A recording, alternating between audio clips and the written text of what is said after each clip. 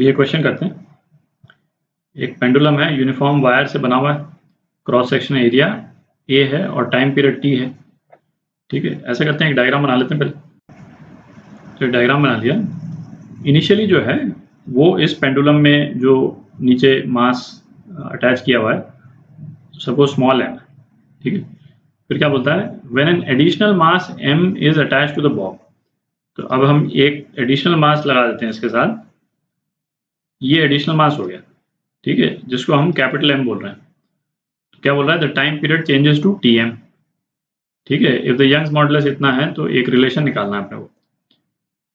Suppose ये जो wire है उसकी ओरिजिनल लेंथ L थी, ठीक है। उस पर हमने जब स्मॉल मास M लगाया तो उसकी लेंथ जो है वो बढ़कर कितनी हो गई, L प्लस डेल्टा LM हो गई सपोज, ठीक है। और उसके बाद में जब हमने इस पे ये बड़ा वाला मास भी लगा दिया तो जो इसकी वायर की लेंथ है वो बढ़ करके सपोज कितनी हो गई, L plus delta LM plus delta L capital M, ठीक है। तो बड़ा वाला ये जो कैपिटल M मास है उसने जो एक्सटेंशन कंट्रीब्यूट किया वो इतना एक्सटेंशन कंट्रीब्यूट किया, ठीक है। और उसके पहले जो लेंथ थी वो इतनी लेंथ थी, ठीक है। तो ऐसा करते हैं, ये वाली जो लेंथ है इसको हम बोल देते हैं L, कैपिटल L, और जो ये वाली लेंथ है वो क्या हो जाएगी, capital L plus delta L M, ठीक है। अच्छा, जब कैपिटल M मास नहीं लगा हुआ था तो इसका टाइम पीरियड T था, ठीक है। तो टाइम पीरियड क्या होता है, T is equal to 2 pi under root L by g. तो उस टाइम पे लेंथ कितनी थी, capital L, L by g, ठीक है। और जब हमने ये मास लगा दिया तो लेंथ कितनी हो गई, L प्लस डेल्टा LM, ठीक।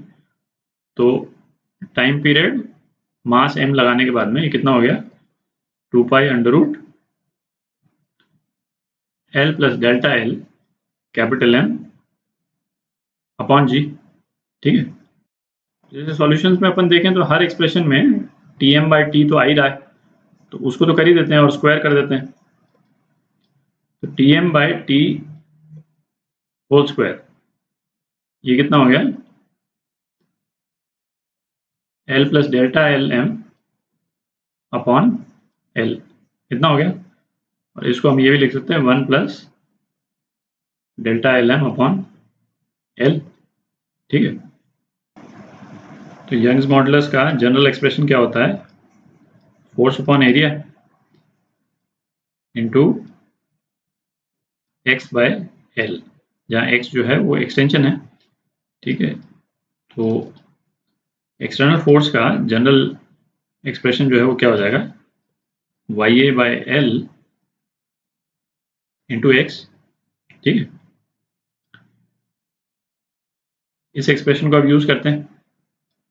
जो सपोज पहले केवल स्मॉल मास M यदि जब लगा हुआ था तो एक्सटर्नल फोर्स कितना था, mg, और वो कितने के बराबर था, YA by original length L और एक्सटेंशन कितना था उस टाइम पे, डेल्टा LM, ठीक है। ये तो अपन देख चुके हैं ऊपर।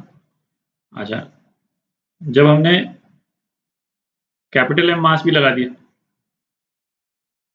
तो फोर्स कितना हो गया external, mg plus mg is equal to YA by L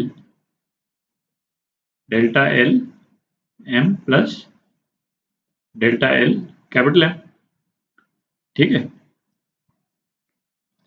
ये अब टोटल एक्सटेंशन कितना हो गया, ये हो गया टोटल एक्सटेंशन, ठीक है।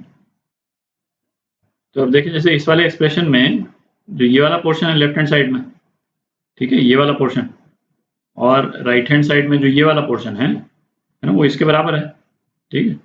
तो कैंसिल आउट हो जाएगा, तो क्या बच जाएगा अपने पास में, mg is equal to YA by L into delta LM, ठीक है। तो अपने पास में दो इक्वेशन आ गई, पहली इक्वेशन ये और सेकंड इक्वेशन ये। तो सेकंड इक्वेशन में जो ये जो डेल्टा एल बाय एल वाला जो पोर्शन है, इसको लेकर के फर्स्ट इक्वेशन में डाल देते हैं, तो क्या आ जाता है, थोड़ी जगह बना लेते हैं। तो delta L M by L को है ना, ये फर्स्ट इक्वेशन में डाल देते हैं, रीअरेंज कर लेंगे तो अपने पास में आ जाएगा 1 by Y is equal to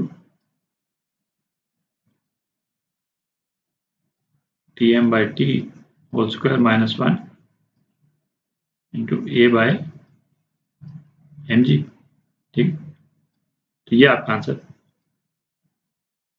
तो ये कौन सा वाला है आपका, ये पार्ट 1 1 है ना, तो ये ऑप्शन करेक्ट।